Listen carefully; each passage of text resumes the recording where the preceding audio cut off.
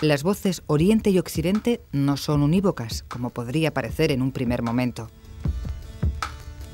Para el orientalista francés Jean-Roger Rivière, muchas de las ideas más corrientes sobre Oriente y Occidente son bastante engañosas. En efecto, hay gentes que oponen el espíritu religioso, el misticismo de Oriente al espíritu científico, al empirismo de Occidente, pero estas distinciones son bastante recientes.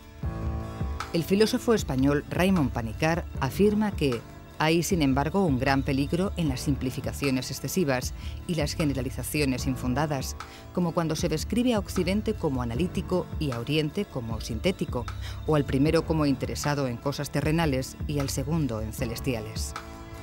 Rodolfo Gil Benumella, orientalista español, sostiene que el tema Oriente-Occidente es un sofisma político análogo al de derechas e izquierdas, helenos y bárbaros, democracia y autocracia.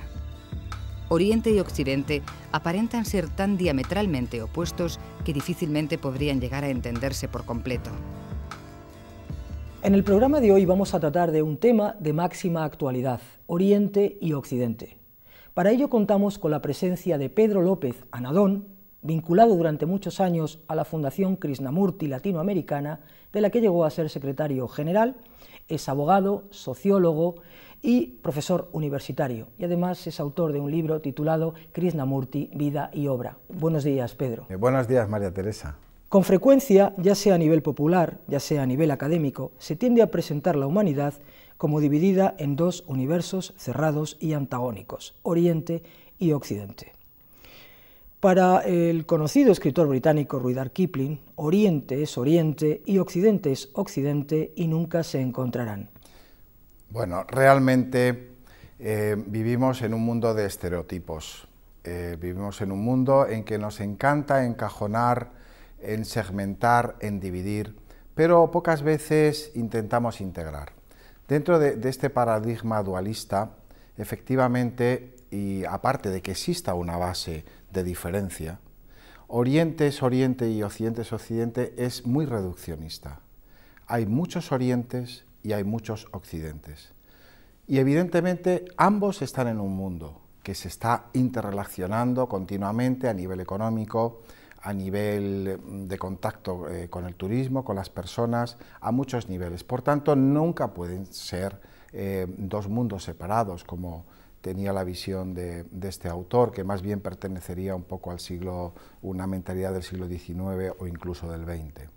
Evidentemente son dos mundos complementarios, no son dos mundos separados que no tengan ningún contacto uno con el otro. ¿Cuáles crees que son los criterios en que se asientan algunos de los discursos que afirman la realidad de Oriente y Occidente? Por ejemplo, Georges Fradier, en su libro Oriente y Occidente, señala a Ventura 5 criterios: la geografía, las razas, las creencias filosófico-religiosas, las lenguas y el último de los criterios de los que él habla es las formas sociales. Evidentemente existen diferencias. En cualquier grupo humano existen, incluso dentro de un grupo humano que nosotros calificamos por unos conceptos determinados, existen diferencias y existen calificaciones. Existen diferencias físicas, no se puede pensar que una raza necesariamente tenga que ser igual a otra, o por ejemplo diferentes tipos de lengua, o por ejemplo también diferentes creencias religiosas. Eso existe y es una realidad. La pregunta que uno tiene que hacerse es si esas diferencias son tan emergentes como para que, hilando con la pregunta que hemos hecho anteriormente, podamos considerar los mundos separados. Yo creo que como humanidad somos un grupo heterogéneo, un grupo válido, un grupo integrador, y hay que ver cuáles son esas líneas que son comunes a todas esas diferencias que existen. Es decir, en el fondo, como filósofos que somos, lo que tenemos que ver es qué es la diferencia, qué entendemos por diferencias. Si diferencias son las diferencias de color, si diferencias son meramente unas diferencias de costumbres, ¿hasta qué punto esas diferencias nos tienen por qué separar? Esa es la pregunta que tendríamos que hacernos. ¿Realmente eso produce una separación? La humanidad tenemos a un nivel tan superficial que esas diferencias superficiales, valga la redundancia, nos van a separar en mundos antagónicos, en diferencias. Efectivamente, como digo, existen esas diferencias, pero no son diferencias sustanciales, no son diferencias fundamentales. Existen, como acabamos de decir, diferentes climas que ya desde la época antigua se decía que influía en el carácter de los pueblos. Existen evidentemente también diferentes visiones que después veremos. Existe, como es lógico, como he dicho antes, también diferentes razas, diferentes creencias, diferentes culturas, pero esas diferencias no debe hacernos olvidar de que existen muchos más puntos en común que precisamente esas diferencias. Pero esas diferencias existen. Para Avicena y Sohrawardi, dos destacados filósofos musulmanes que vivieron en épocas distintas, Oriente y Occidente representan dos espíritus diferentes y opuestos. El novelista y ensayista español Luis Racionero escribe en su libro Oriente y Occidente que el sobrevivir a la conciencia individual es el objetivo al que aspira el hombre occidental. Este rechaza la idea de que su existencia quede circunscrita entre los estrechos límites del nacimiento y de la muerte. La aspiración del hombre oriental es muy diferente. Lo que él desea no es sobrevivir, sino poner fin a la serie interminable de renacimientos dolorosos a los que está sometido.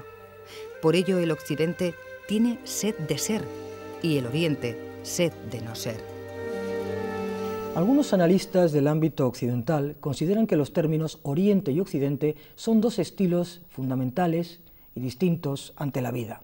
Dos almas, dos modelos cognitivo-operativos, dos sistemas de categorías, dos mundos aparte que descansan a su vez en presunciones e ideales diversos y aparentemente incompatibles. Según Dolores Riesco, Oriente y Occidente han sido a través del curso milenario de la historia dos mundos aparte, dos almas diferentes y opuestas. Si esas diferencias son fundamentales internas, podríamos decir que sí existen también esas diferencias a un nivel de la forma de ver el mundo, de enfocar el mundo. Por ejemplo, se dice que el oriental tiene una visión más integradora que el occidental, que es más individualista. Se dice también, por ejemplo, las diferencias que hay a nivel del concepto del tiempo. En Occidente el tiempo es un concepto, digamos, diacrónico, es decir, que va ocurriendo uno detrás del otro, en el sentido de que se buscan objetivos, se buscan conseguir algo, mientras que en Oriente se tiene un concepto más sincrónico, es decir, se va más al presente, al aquí y a la hora. De alguna forma eso configura distintas visiones de abordar el mundo, de abordar la existencia y de sentir la vida. Pero nuevamente, lo mismo que hemos indicado antes, esas diferencias no son tales diferencias ni están tan separadas, porque tanto en Oriente como en Occidente podemos encontrar esas dos visiones. En Occidente, por ejemplo, todo lo que constituye muchas ramas de la religión, por ejemplo de la mística, están hablando del aquí y del ahora, de un movimiento sincrónico, mientras que, por ejemplo, en Oriente pues también existen muchas escuelas y muchas tendencias de tipo espiritual o de tipo social que buscan pues el objetivo, el llegar a determinadas cuestiones y, por tanto, con una visión, digamos, diacrónica. Por tanto, no se pueden hacer esas diferencias tan estrictas de visión de almas, ¿no? Pero evidentemente tantos siglos distintos donde ha habido unas connotaciones diferentes sí que ha influido en el contexto social.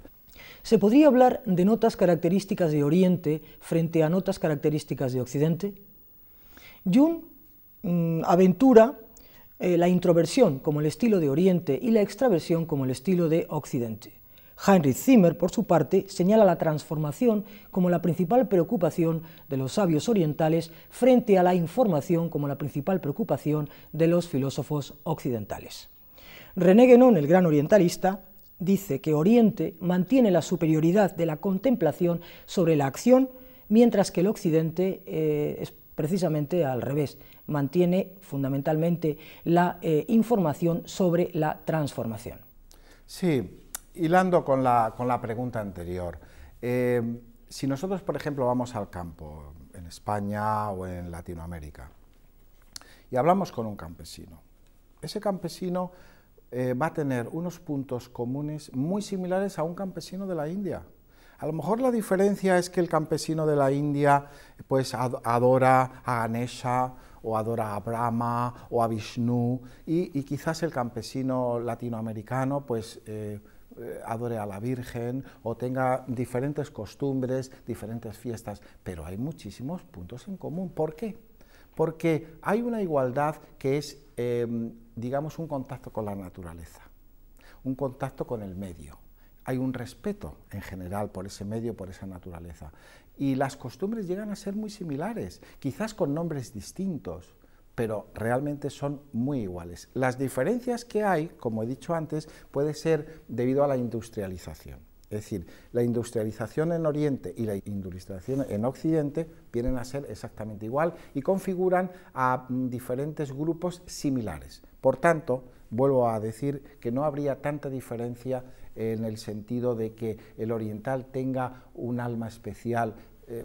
Puede ser a nivel tradicional o superficial, pero si nos vamos a quedar simplemente en las diferentes formas de vestir, en las diferentes formas de ver el tiempo, pero encontramos muchos elementos en común. Por ejemplo, si nosotros nos vamos a las Islas Canarias, el concepto del tiempo que tienen los canarios, nuestros amigos los canarios, pues es muy distinto que a lo mejor sea lo que ellos llaman los peninsulares, pero esos elementos son muy parecidos a los de Latinoamérica y a su vez muy similares a lo que pueda ser en el Oriente, donde las cosas se las toman muy tranquilamente, ¿eh? Por tanto, yo creo que es muy reduccionista y hasta cierto punto falso esas diferencias.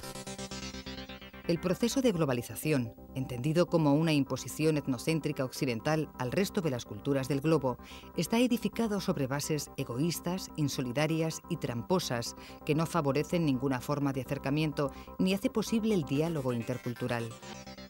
En el choque de civilizaciones y la reconfiguración del orden mundial, Huntington sostiene que los no occidentales ven como occidental lo que Occidente ve como universal. Lo que los occidentales pregonan como una saludable integración mundial, los no occidentales lo condenan como vil imperialismo occidental. Pero en este proceso de globalización no todo es negativo. Existen estrategias bastante esperanzadoras. Una de estas es la de caminar hacia la consecución de un mayor grado de integración del pensamiento, el ir más allá de cualquier provincianismo cultural. Expresión esta empleada por Mircea Eliade en su escrito Mito y Realidad, para referirse a lo que él llama el provincialismo cultural occidental, es decir, su tendencia a erigirse en referencia cultural última. En un momento como el actual, en el que la integración es la meta que persiguen prácticamente todos los pueblos de la Tierra, hablar de Oriente y Occidente como si se tratara de dos mundos aparte, de dos mundos completamente distintos, antagónicos, como los máximos exponentes de diferencias insalvables, es a todas luces inadecuado y yo me atrevería a decir políticamente incorrecto. ¿Acaso resulte más evidente hablar de signos dominantes, diversidad, tendencias, corrientes, apariencias de oposición incluso, por más vívidamente que puedan impresionarnos estas diferencias entre Oriente y Occidente, siguen siendo empero del todo inseparables y creo yo que recíprocamente dependientes? A mí me gustaría hacer un matiz que yo creo que es importante. Oriente y Occidente se van a parecer de aquí en adelante por un tema que muchas veces se pasa por alto, y es por la igualdad de la mujer y el hombre. La clave de muchos de los problemas que existen tanto en Oriente como en Occidente es el problema de la discriminación de la mujer. La mujer, si cogemos una mujer, lo mismo que hemos dicho antes del campesino, de Oriente, de cualquier país oriental, y una mujer de cualquier país occidental, van a tener muchos elementos en común que a lo mejor un hombre de un extremo y de otro. ¿Por qué? Porque normalmente la civilización en que estamos inmersos son civilizaciones de ideas, de modelos, de paradigmas, mientras que la mujer tiene una capacidad de sentir la realidad mucho más inmediata, configurado por el hecho de la maternidad y por el hecho de su biología. Y por tanto, se van a entender muchísimo más, como digo, dos mujeres que dos hombres, por esa simple razón. De manera que en tanto en cuanto la sociedad las sociedades, sean de un polo o de otro, la mujer alcance mayor predicamento, en ese sentido va a haber menos diferencias entre los bloques, porque insisto, los bloques existen porque existen una visión de paradigma, una visión de ideas distintas, pero las realidades emergentes, las realidades del ser humano, son realidades inmediatas, que son la realidad de los afectos, la realidad del cariño, la realidad del contacto con la tierra, la realidad del contacto con los seres humanos. Y esa visión está la mujer, en principio, más facultada que el hombre para eso. Y el hombre también tendrá que aprender esa visión. En ese sentido, yo creo que la clave, insisto, para evitar este choque de civilizaciones, está en un papel más emergente de la mujer en todas las sociedades. Temas como la condición del ser humano están forzando a Oriente y a Occidente a encontrarse cara a cara, a mantener una actitud más dialogante, mucho más abierta, a ir por el camino de la escucha y de la solidaridad, a reducir a la mínima expresión esa exhibición vergonzosa de prepotencia, de dogmatismo y de intolerancia. Un poco como continuación de lo que estamos refiriéndonos, actualmente esas visiones dicotómicas Oriente y Occidente es porque detrás hay unos intereses, evidentemente. En un lado, quizás unos intereses económicos que configuran una realidad y que pretenden imponerse como realidades universales, pero no existen esas realidades universales. De la misma manera que la reacción por el otro lado pretende también dar una respuesta totalitaria y no existe esa respuesta totalitaria. A una incisión totalitaria se da una respuesta totalitaria, pero estamos diciendo de que la realidad es múltiple, la realidad es diversa y que la realidad se necesita una de otra. Lo mejor es la imagen que tenemos del Tao, del Yin-Yang, es decir, que como todos sabemos es una imagen en donde dentro de la segmentación de lo blanco y de lo negro, que expresaría la dualidad, dentro de lo blanco existe un punto negro y dentro de la zona negra existe un punto blanco, porque la realidad no es divisiva. Eso es lo que nosotros nos gustaría que fuera, pero no es así. La realidad es múltiple, es cambiante, y de alguna manera esta adaptación, esta apertura es la que necesitamos en nuestros tiempos. Pedro, hemos agotado nuestro tiempo. Me agrada mucho haber contado contigo en este programa y poder contar, espero, en próximas ocasiones contigo para seguir en esta línea del mundo Oriente-Occidente y del mundo oriental y también el mundo occidental. Y me gustaría acabar con una frase de uno de los libros de Anagarika Govinda que dice así: Oriente y Occidente son las dos mitades de nuestra consciencia humana, comparables a los dos polos de un imán, que se condicionan y corresponden mutuamente y no pueden separarse. Solo si el hombre comprende este hecho, llegará a ser un ser humano completo. Como decía Romain Rolland, uno de los pioneros del diálogo entre Oriente y Occidente, en una carta dirigida a Rabindranath Tagore, la unión de Europa y de Asia debe ser en los siglos venideros el más alto reto de la humanidad. Oriente y Occidente es el primero de los capítulos que componen el libro Sabidurías Orientales de la Antigüedad, escrito por María Teresa Román y publicado en Alianza Editorial el presente año, y del cual han sido extraídos los distintos fragmentos de texto que vertebran este programa.